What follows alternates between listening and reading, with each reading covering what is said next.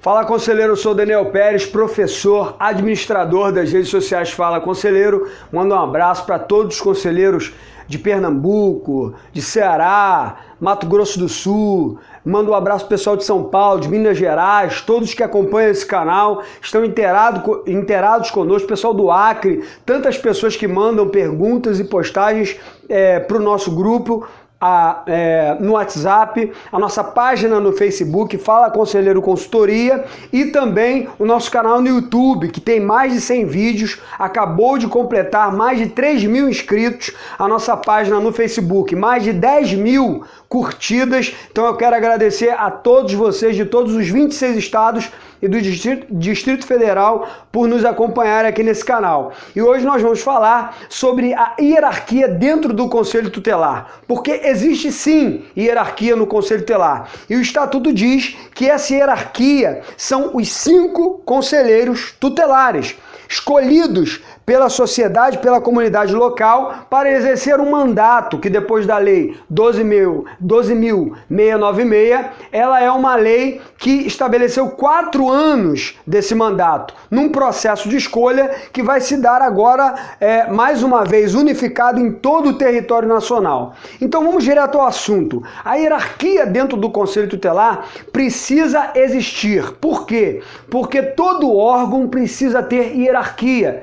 Principalmente todo órgão autônomo.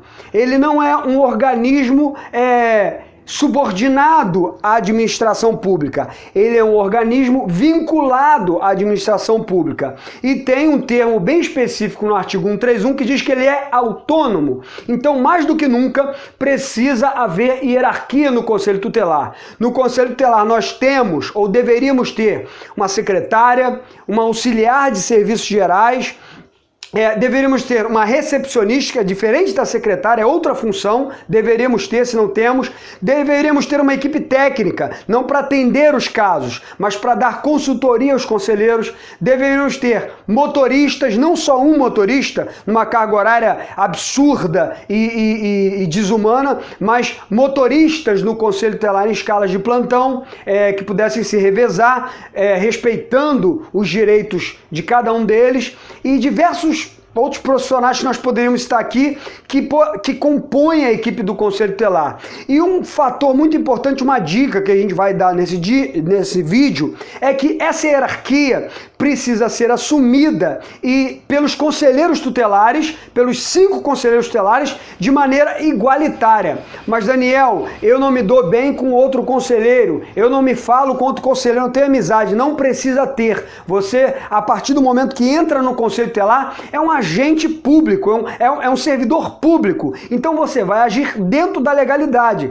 respeitando a sua lei municipal, e respeitando principalmente um documento que, se está lá esquecido ou não existe, ou precisa ser atualizado, ele precisa ser respeitado, que é o regimento interno. E eu costumo dizer uma frase que no Conselho Tutelar, para não dar problema, fofocaiada, problema entre motoristas, problema entre secretárias, problema entre motoristas e secretárias, problemas em equipe técnica achar que manda mais que o conselheiro tutelar, ou que manda alguma coisa dentro do Conselho Tutelar, e a gente não está desprezando a categoria, muito pelo contrário, mas a hierarquia dentro do Conselho Tutelar são os conselheiros tutelares. Então o regimento interno é um documento importante para que seja inclusive atualizado, aqueles que assim o estão, para que regre entre os conselheiros uma normativa. E eu disse que ia dizer uma frase que sempre digo, que é: cada um no seu quadrado. Muitas vezes a secretária sai e vai na cozinha fazer alguma coisa, e aí vem a auxiliar de serviços gerais, que é uma profissional tão importante quanto, e senta na mesa da secretária e começa a querer atender todo mundo, começa a querer dar direcionamentos, ou então começa a querer encaminhar pessoas que chegaram porque ela conhece, ou tão pelo simples fato de querer ajudar, vamos dizer assim, encaminhar para a sala dos conselheiros. A secretária quer dar opiniões sobre os casos que chegam. Eu conheço fulano de tal, essa família é assim e tal, e começa a dar opiniões e querer conduzir o pensamento do conselheiro tutelar. Ou a própria equipe técnica, né? A equipe técnica há de se entender que, se ela dá consultoria aos conselheiros conselheiros tutelares, ela dá opinião sobre os casos. Sim, dá opinião, mas não dá opinião querendo convencer o conselheiro tutelar de alguma coisa. Ela dá opinião dentro dos autos do prontuário, dentro dos autos escritos. Deve haver um fluxo previsto no regimento interno, ou pelo menos previsto em reunião colegiada, com a presença desses funcionários da equipe técnica, que diga, olha só, nós vamos encaminhar um documento, dentro do prontuário do processo, não sei como vocês chamam, um documento encaminhando o prontuário. E o que nós queremos de vocês, a consultoria que nós queremos de vocês, e vocês retornarão por escrito um relatório, através de relatório, ou seja, da maneira correta, reduzida a termo. Não é que eu estou dizendo que o conselheiro tutelar não possa conversar com o funcionário, ou não possa conversar com os funcionários, ou não possa trocar uma ideia com a equipe técnica, mas nunca para alterar alguma coisa do seu documento, porque o profissional tem livre parecer técnico, de acordo com o seu código de ética. O profissional também não pode querer mudar o seu parecer técnico, violando até o seu próprio código de ética, ou então achando que o conselheiro já atende aquele caso há muito tempo e ele acabou de chegar no conselho tutelar, vai dar uma opinião que possa ajudá-lo. Não. Ele deve dar uma opinião imparcial, reduzida a termo e que esteja escrita e assinada por ele. E aí o conselheiro vai pegar aquilo, levar para a reunião do colegiado, ou então, se não for algo necessário a esse ponto, ele vai tomar uma atitude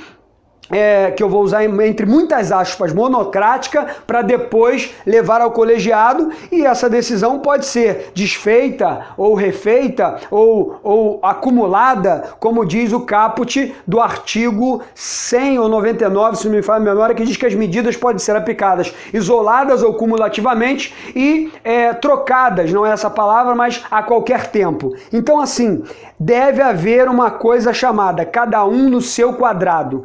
Secretária é secretária, auxiliar de serviços gerais é auxiliar de serviços gerais, equipe técnica é equipe técnica, e os motoristas são os motoristas, e os conselheiros tutelares são hierarquia desse conselho, que também não podem dar ordens isoladamente, devem sempre consultar um outro companheiro ou mais dois outros companheiros e depois levar até o colegiado aquela decisão que ele tomou, que talvez surgiu ali na emergência. Então, eu acho que vocês estão entendendo o que eu estou falando. Conselho tutelar deve ter hierarquia, problemas não podem ser deixados para lá, porque problemas que surgem, deixa para lá, aconteceu, mas foi bobeira, não.